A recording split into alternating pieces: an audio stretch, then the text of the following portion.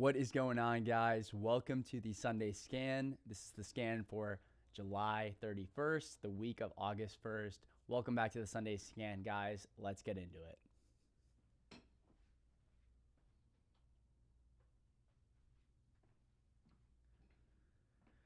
All right, guys, first off, welcome back. I know there's going to be a lot of new people that are watching this one. So first off, welcome to the room. This is the Sunday Scan. This is the time of the week where every Sunday I release a video that is going to go over my watch list and scan for the upcoming week of the overall market. In this video, I'm going to go over the setups that I like, the setups that I'm watching, trades that I'm currently in, and the plan for those as well. So I wanted to welcome you all to the Sunday Scan, to the room. I really hope you enjoy your time here for the month of August. We are just getting over an amazing, absolutely amazing month of July, guys. Absolutely killer month in the room, absolutely destroyed it, and I don't think the environment has ever been better in here. So looking forward to continuing that as we head into the month of August, guys. We are in the end of the dog days of summer. We are now approaching the month of September, and it's going to be a very, very exciting month. A couple orders of business before we get into everything, guys. First off, amazing day on Friday. I do want to go ahead and announce the book winners. So John Burgess and Jason W. Congrats, you guys are the book winners for the month of July, guys. There weren't a ton of comments on the scans, but I will be shipping you guys out 2 books of the set that I have to give away, guys. Remember, so every single month we are going to do the book giveaway. All you have to do is comment on the scan, and then every other week I'm going to pick a person that comments on the scan, something beneficial that you took away from the video that helped you prepare for the upcoming week, or a lesson that you took away. I will announce a book winner at the end of every month, and then we will ship you guys out those books this week.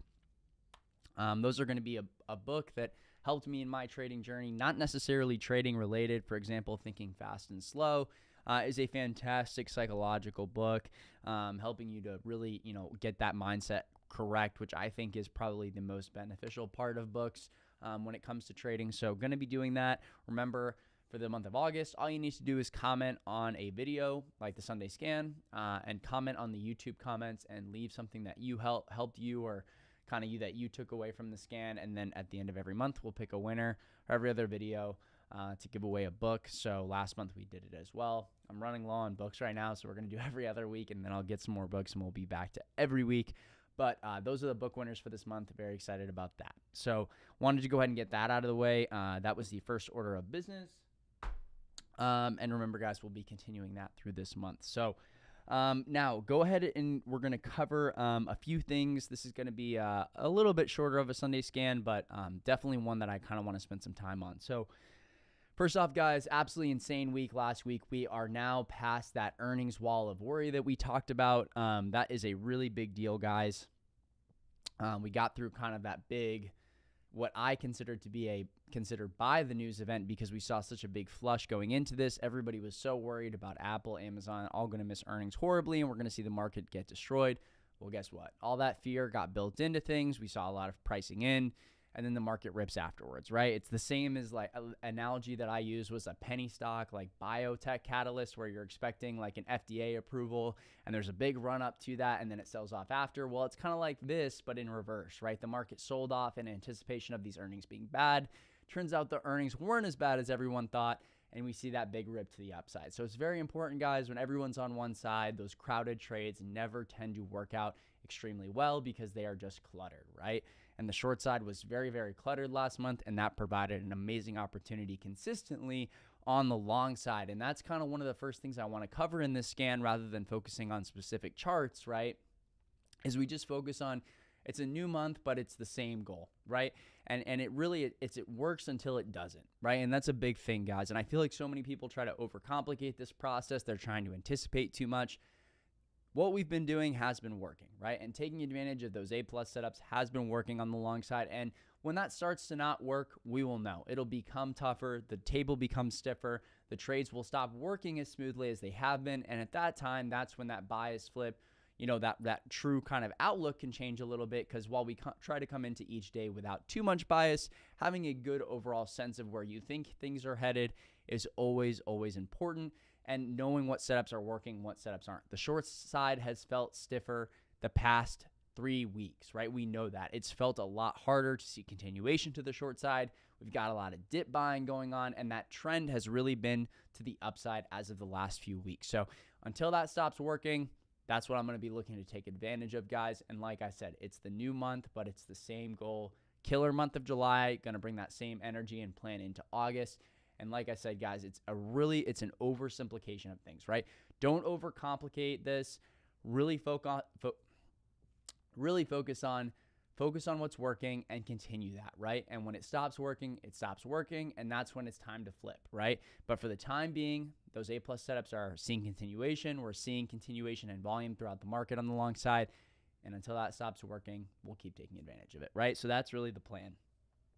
Now, the other big thing that we want to focus on, right? And I've talked about this a ton. You guys know I have the sticky note up on my monitor, but it's let the market prove it to you, right? The past few weeks, the market has proved that it's been worthy of some size. It's been worthy of continuation. And that's why I've been starting to size into things a little bit more, starting to really take advantage of those A+ setups with a little bit more size, because the market has been proving, hey, we're seeing that continuation. We're seeing that breakout. A great example is Tesla on Friday, right? I sized into that trade a little bit, right? And we got that perfect upside wedge breakout. Perfect move to the upside, gave us a 114% move. Contracts ended up running 300%. And that's a perfect example of sizing in a little bit, having a clear defined risk, right?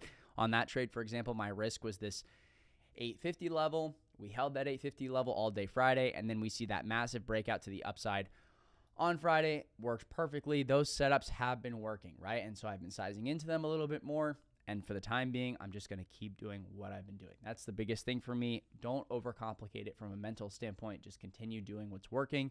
And when it stops working, that's when you can look at doing something different, right? So again, guys, it's really just don't overcomplicate it. Keep things as simple, stupid as possible. You guys know I like to say that all the time. So now, let's go ahead and get into the scan itself. Those are some general thought processes. Another one, guys, is really the last thing I'm going to say about this is be careful putting too much stock into the macro of things, guys. Remember, the market is forward-looking, right? We price in things. That's how the market works. When we see things like an upcoming, midterm election, all these types of things, the market is going to start pricing that kind of stuff in. I really think we're going to see one more rate hike in September. But again, guys, be careful putting too much stock in the macro environment. The market is forward-looking, and a lot of times people end up chasing these macro biases. There's one of the reasons that a lot of the best traders in the world don't listen to economists too much is because a lot of that time, guys, you tend to overanalyze things. And remember, be careful forming a massive bias purely based on the macro situation. Sometimes technicals and the overall positioning of the market is very, very important. So you need to keep those things in mind. So, all right, guys, let's go ahead and get into the charts themselves. I always like to start the Sunday scan with a little crypto, just because that's the part of the scan where we cover those things. Bitcoin, I really think we're in a consolidation phase right now with BTC, guys. We've definitely built a strong support at that 17 to 18K level. If we look at the daily chart, guys, in reality, I think we will end up making a push probably into this 28K level sooner rather than later on Bitcoin, guys. I'm going to clear some levels here just to kind of show you what I mean, but we've built a pretty strong base. I try not to look into patterns too much on BTC, but again, I think that we're pretty likely to destined to test this 28K level on BTC. We've seen a lot of bullish inflow into the crypto stocks themselves, like Coin, Riot, Mara, etc. And for now, guys, like I said, I'm really looking for an eventual move to that 28K level, but I really think we're at a consolidation price zone, right? I don't think we're going to see any massive move up to 30, 40K in the short term. I really think we're probably going to consolidate between 22.5 and 30K for the next, honestly, probably into the midterm election, right? I don't think we're going to see a move back to all-time highs. I think Bitcoin made its, 75% move down from 64K to 17K. And I think we're going to consolidate kind of in that mid zone between 22.5 and 28K, maybe even 30K in the next 5-6 months, right? Which is fine. And that's what I was talking about. I think those assets, those risk assets got deeply oversold as we saw in the middle of June and late May, guys. And I think that we've kind of found a base among those assets. So we start to see BTC outperform the NASDAQ a little bit, which is an encouraging sign for crypto. But again, I think for the time being, really where I want my focus to be is a theme that kind of emerged late last week. And that's one that we also took advantage of, which was solar, right? As many of you know, I was extremely bullish on solar. Starting at the end of June and into July, I was swinging those array calls, which printed almost 320% this past week.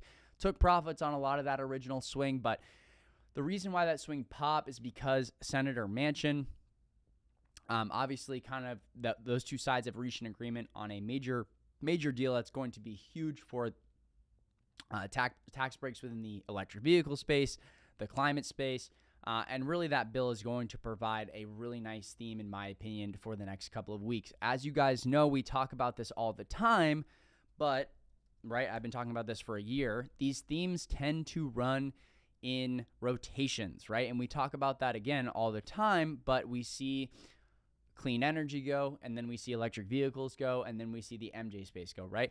For whatever reason, as long as I've been trading, those three themes have run in kind of conjunction with each other. One goes, then a week and a half later, the next goes, and then a week and a half later, the next one goes, right? So again, middle of last week, we saw solar go crazy, and then what do we start to see towards the end of last week? Well, we saw the electric vehicle space. We saw, what do you know, a lot of really nice news start to come out about electric vehicles. There was a big electric vehicle order that came out for Tesla, Rivian, Lucid on Thursday, Friday, I believe. And we see Tesla nonetheless break out on the daily chart, right?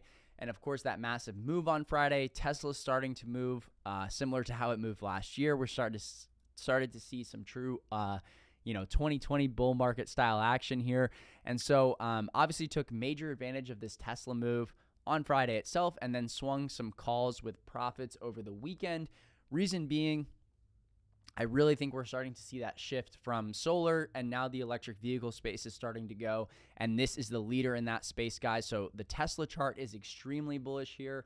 Tesla is a fantastic sympathy here because not only does it have the exposure to the electric vehicles, which is obviously its primary exposure, but it also has the solar aspect of the company. And so this was a perfect kind of first sympathy play that I was looking for, right? So major breakout on the daily chart, guys. The weekly chart looks really bullish as well. I think we are destined to see this 958 area, guys. As you can see, when we were last in this consolidation period, that 958 to 960 level was proving to be a major resistance, right? And obviously that psychological level of 1,000 is going to be a major area to take advantage of. But when Tesla runs like this, it tends to run hard. We tend to see these short-term 35, 40, 50% kind of moves on the stock itself, right? So far we've come from this 700 level. Now we're at 900, right? We've seen a 25, 30% move already. And really, I think we're going to actually see that upside extension into 958, into that 1,000 test of the psychological level. So that's why I swung calls for August 12th. Going into this week, guys, we have a perfectly clear bias level for me.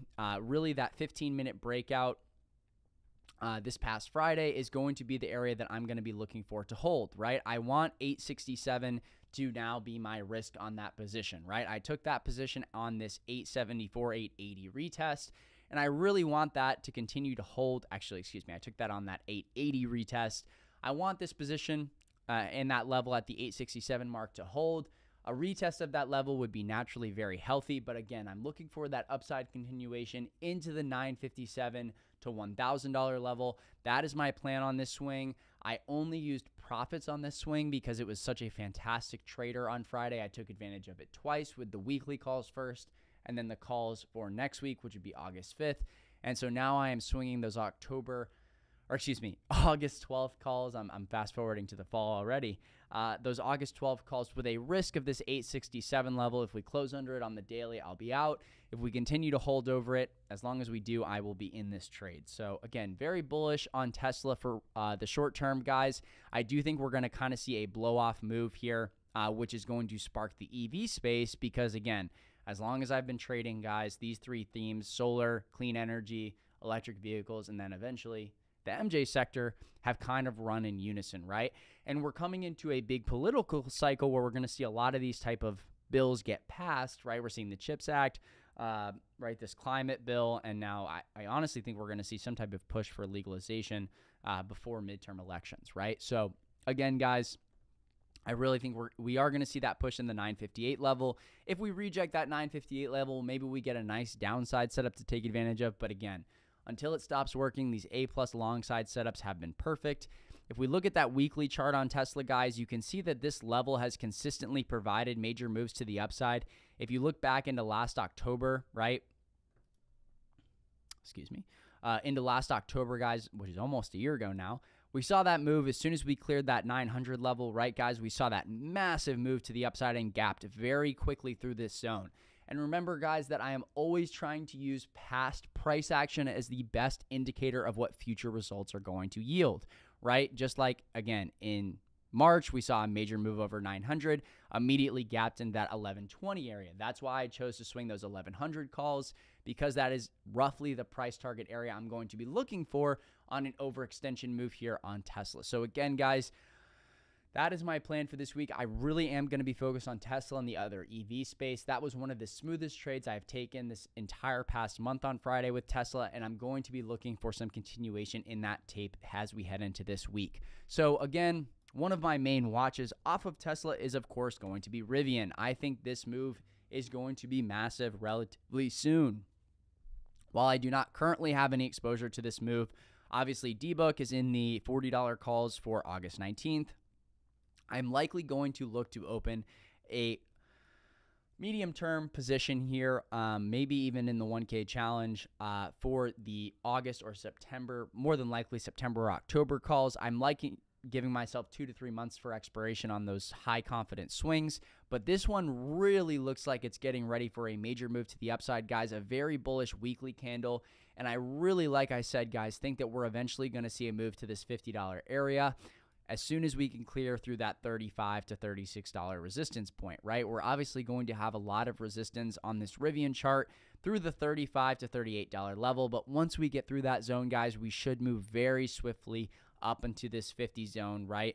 As that was a major area of prior support, right? So as we look at the daily chart on Rivian, guys, again, short term, going to be looking for that move up to the 35.66 level.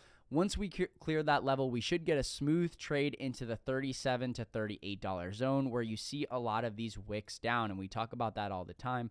But clearly, this was a prior area of support, and in order for Rivian to get that big move to the upside, we're going to need to clear that area with some volume. So again, guys, I'm going to keep watch here, looking for signs of increasing daily volume. We had nice volume middle of July.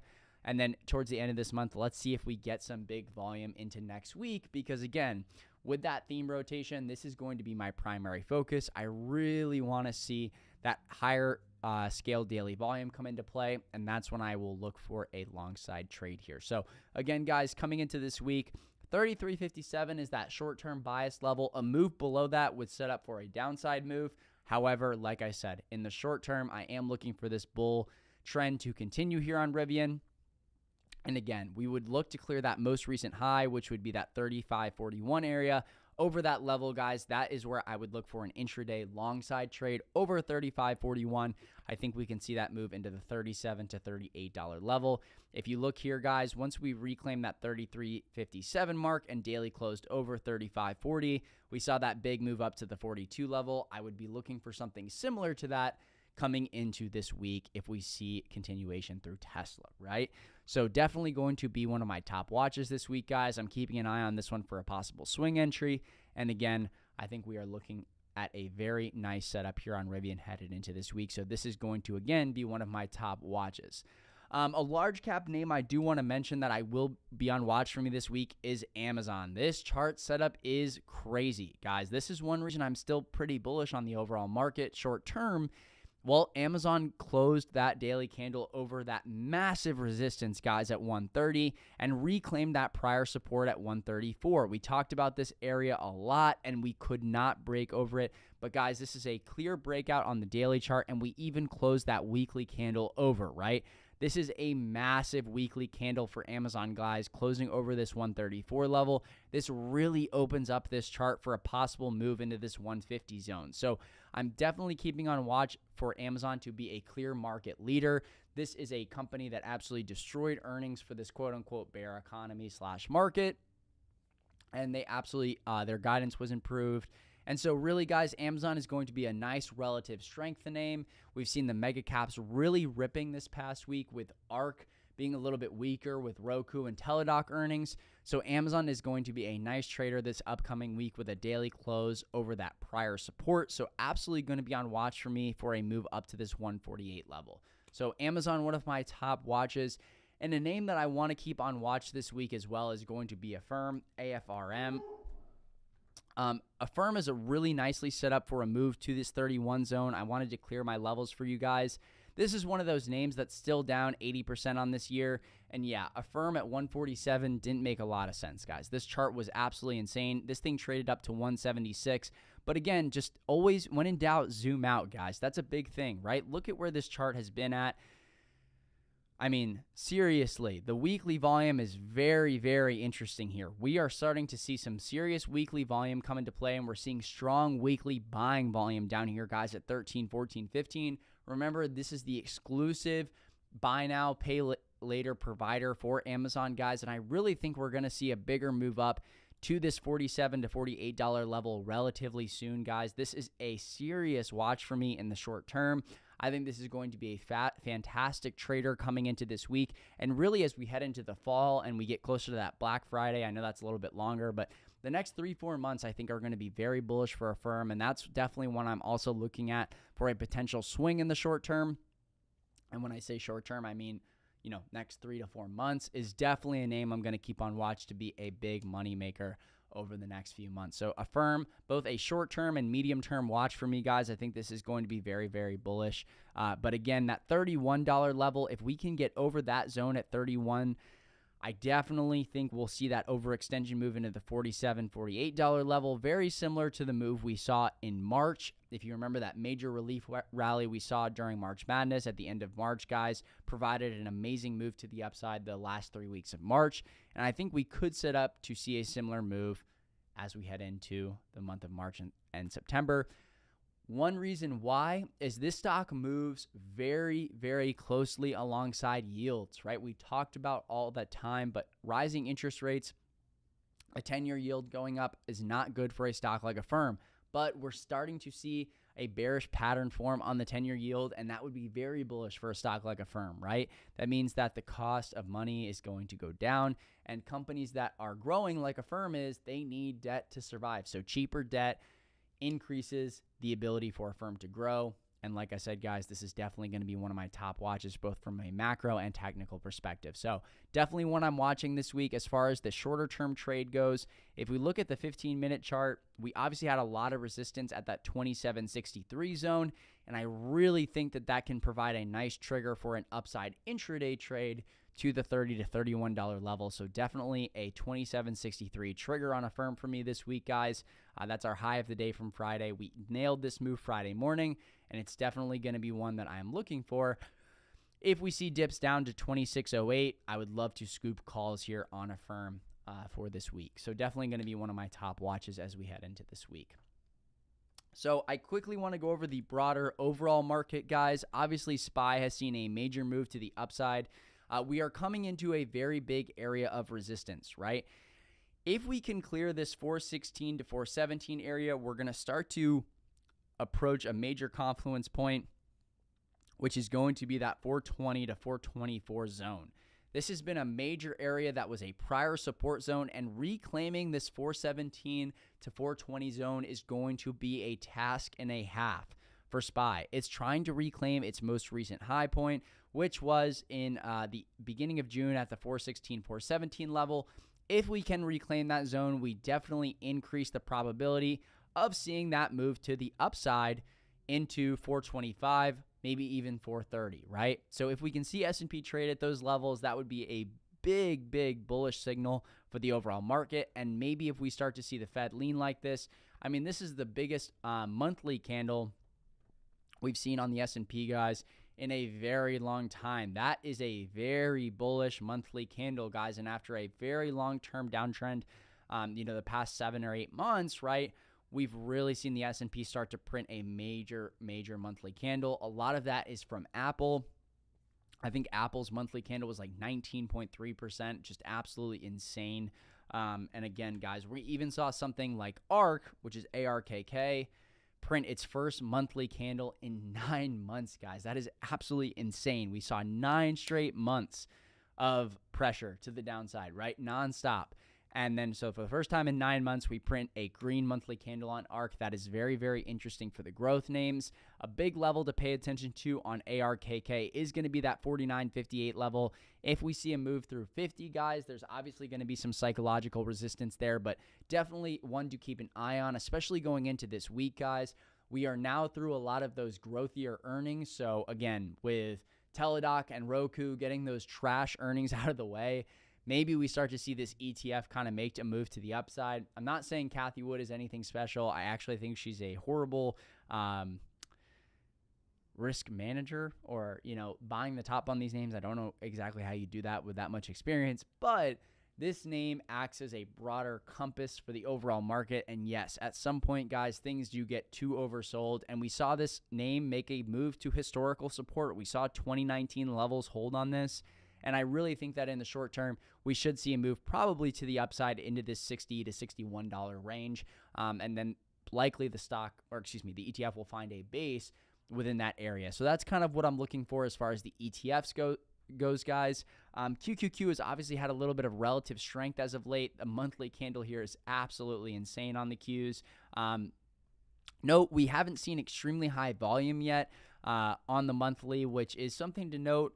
We'd probably want to see bigger volume come in, but Qs are in a very clear breakout area. We're going to try to reclaim this support here, which was at the 316.52 level. This is going to be a major level to watch on the Qs as we head into this week. If we can reclaim that 316 level, guys, in reality, I think we've got a very good shot to see possibly 350, if not 340 on the Qs, guys. I mean, this is a major, major level if we look, right? This was acting as a big level of support back in March and into February and January, guys. So again, February and March, that we created a big base here at the 316 level. It's going to be very interesting to see if we can get through this 316 zone.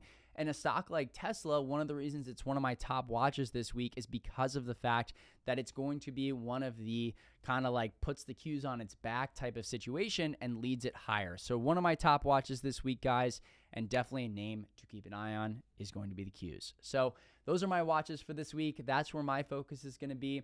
It's a new month, but the goal is the same. I can't wait to take advantage of this month with you guys and have a fantastic month of August and get ready for the fall. So it's going to be an awesome month, guys. We recapped July perfectly, and I can't wait to take advantage of this month. I will see you guys bright and early on the pre-market live tomorrow at 9 a.m. Eastern Standard Time.